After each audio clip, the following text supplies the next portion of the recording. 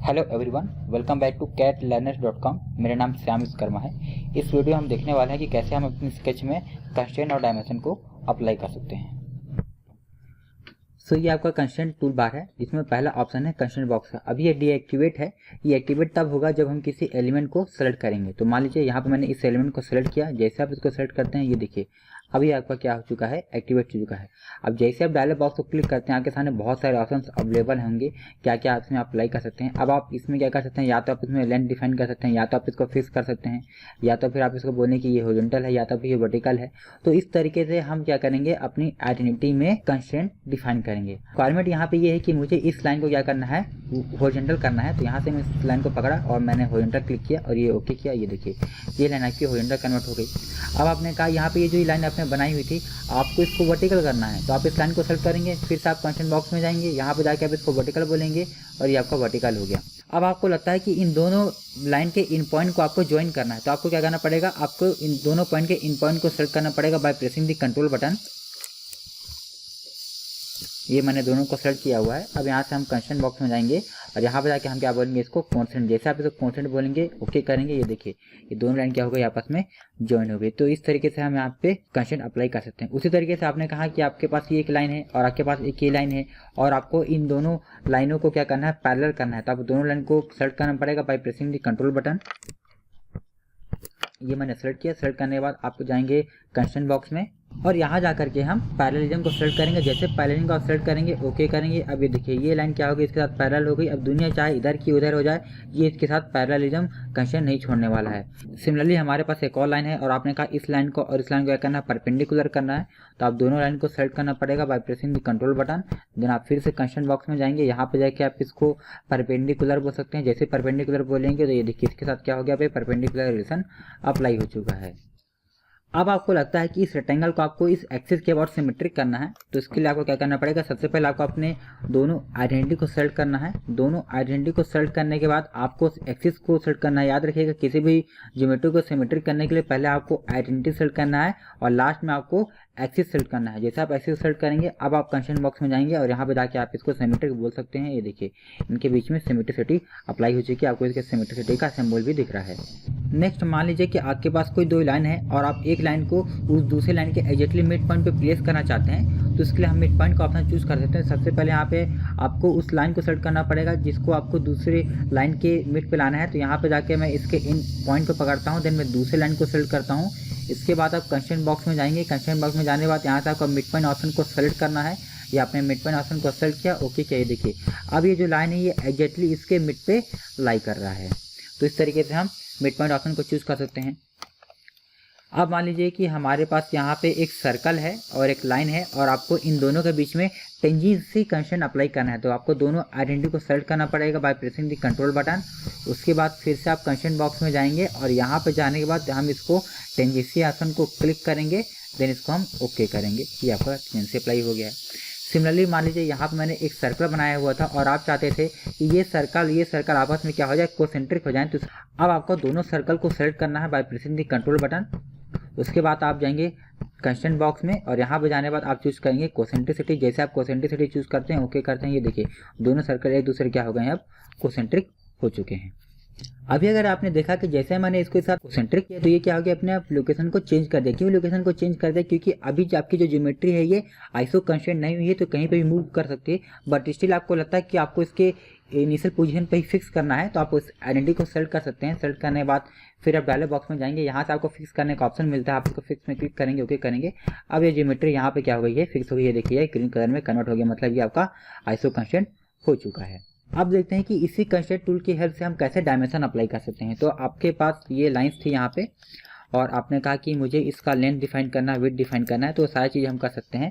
तो जैसे आपको इसका लेंथ डिफाइन करना है तो आप लाइन को सिलेक्ट कीजिए, देन आप कंस्ट्रेंट बॉक्स में जाइए, यहाँ पे आपके पास लेंथ डिफाइन करने का ऑप्शन है। जैसे लेंथ को क्लिक करेंगे, ओके करेंगे, ये देखिए इस लाइन का लेंथ डिफाइन हो गया। आपको लगता है कि आपको इस लाइन और इस लाइन के बीच का डिस्टेंस अप्लाई करना है, तो आप इन दोनों को सेलेक्ट कीजिए, देन आप फिर से कंस्ट्रेंट बॉक्स में जाइए। यहाँ पे जाने के बाद आप डिस्टेंस ऑप्शन को क्लिक कीजिए, ओके कीजिए, ये देखिए यहाँ पे आपका ये डिस्टेंस अप्लाई हो गया। आपको लगता है कि आपके पास कोई दो लाइन है, उनके बीच का एंगल डिफाइन करना है, यहाँ पे आपने कहा कि ये लाइन है, ये लाइन है, इन दोनों के बीच में एंगल डिफाइन करना है। तो दोनों लाइन को आप पहले सेलेक्ट कर लीजिए, उसके बाद कंस्ट्रेंट बॉक्स में जाइए, यहाँ पे जाके आप बोल सकते हैं कि एंगल डिफाइन करना है। तो यहाँ से हमने ये एंगल डिफाइन कर दिया। ये देखिए इसके दिखा रहे हैं इनके बीच का जो एंगल है वो 67 पॉइंट समथिंग है। अब आपको लगता है कि नहीं, आपने यहाँ पे सर्कल बनाया है, इसका रेडियस और डायमीटर शो करना है, तो वो भी हम डिफाइन कर सकते हैं। तो जैसे ही सर्कल को सेलेक्ट करेंगे और हम डायलॉग बॉक्स में जाएंगे, यहाँ पे जाने के बाद अगर मैं रेडियस डायमीटर को क्लिक करूँगा तो ये देखिए यहाँ पे क्या आ गया, आपका डायमीटर आ गया। तो अगर आपने सर्कल बनाया हुआ है तो डायमीटर शो करेगा, और अगर मान लीजिए आपने यहाँ पे आर्क बनाया होता तो एक आर्क मैं क्रिएट कर लेता हूँ, ये आर्क मैंने बनाया। और अगर आप आर्क को सेलेक्ट करते हैं और सेलेक्ट करने के बाद आप डायलॉग बॉक्स में जाते हैं और यहाँ से आप रेडियस डायमीटर को क्लिक करेंगे तो क्या शो करेगा, ये रेडियस शो करेगा।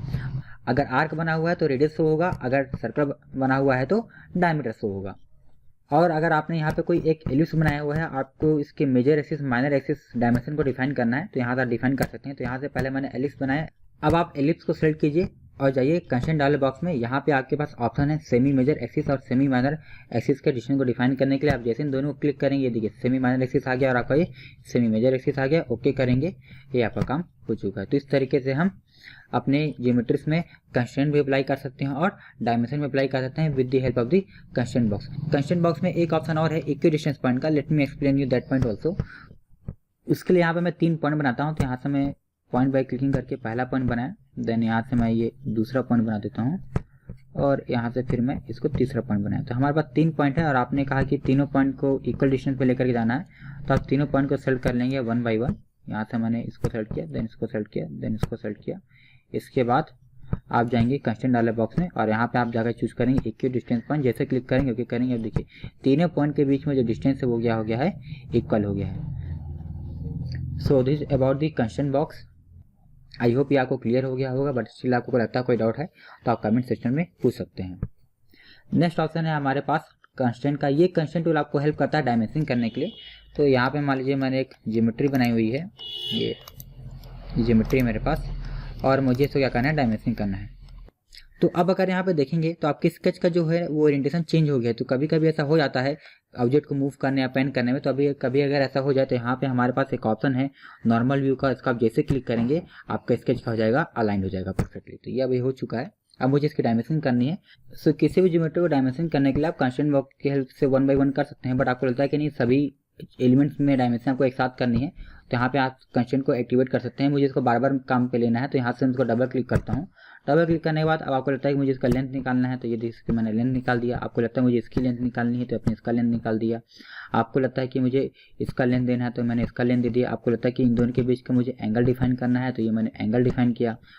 देन इनके और इनके बीच का डिस्टेंस प्रोवाइड करना था, तो ये मैंने यहाँ से डिस्टेंस प्रोवाइड किया। और इस लाइन की लेंथ देनी है, तो यहाँ से मैं इसका भी लेंथ दे देता हूँ। सो यहाँ पे हमने सारी की सारी डायमेंशनिंग कर दी है। अब आपको इसको एडिट करना है, तो एडिट करने के लिए आप इसको पकड़ करके डबल क्लिक करेंगे तो आप यहाँ से इसको एडिट कर सकते हैं। आपको इसको ये 100 करना है तो आप 100 डालिए, एंटर कीजिए, तो आप इसको 1 बाय 1 कर सकते हैं।